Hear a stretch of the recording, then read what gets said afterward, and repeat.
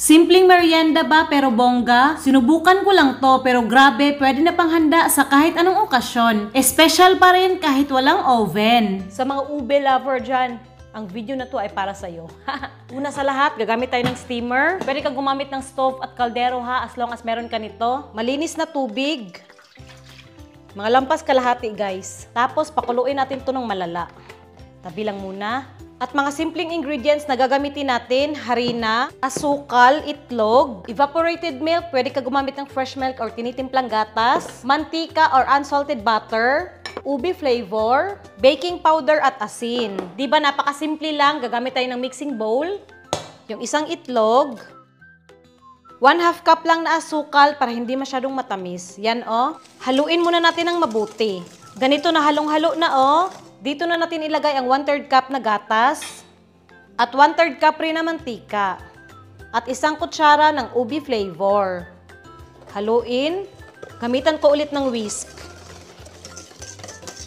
Okay, dito na natin ilagay ang mga dry ingredients. Gagamit ako ng strainer para walang magbuo-buo.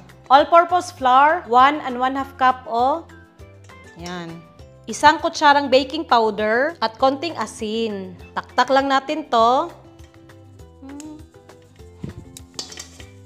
Tapos, haluin natin ito ng malala. Grabe na malala. Tapos, pag feel nyo naman na sobrang lapot pa, dito na tayo mag-adjust ng paunti-unti lang. Maglagay tayo ng gatas. Yan, oh. Haluin.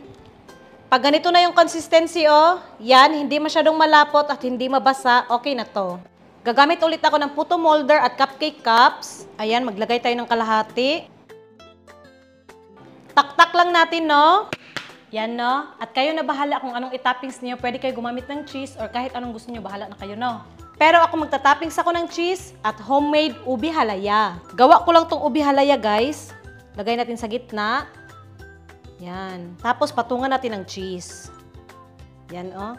Tapos i-press lang natin konti. Itong gamit ko na cheese, Eden cheese lang to. Ayan, oh, nalagyan ko na lahat. Ang ganda tingnan. Lipat na natin sa steamer. 8 lang muna kasi 8 lang yung magkasya. Siguraduhin na kulong-kulo yung tubig ha. Yung ganito oh. Salang na natin to. Takpan ng malinis na tela para hindi tumulo yung tubig. Takpan ng maayos. Char.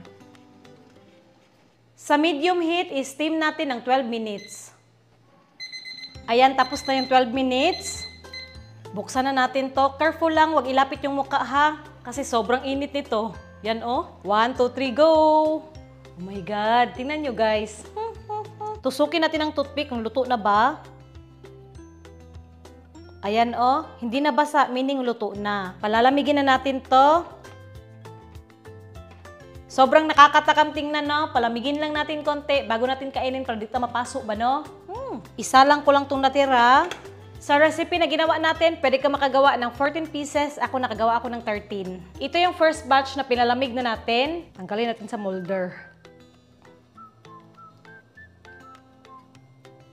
Oh, lambot check. Ang ganda ng itsura, oh. Kagatin muna natin.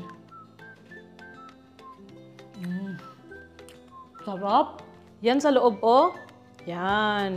Subukan nyo to, sobrang dali. Itong toppings, optional lang to ha. Pwede na wala.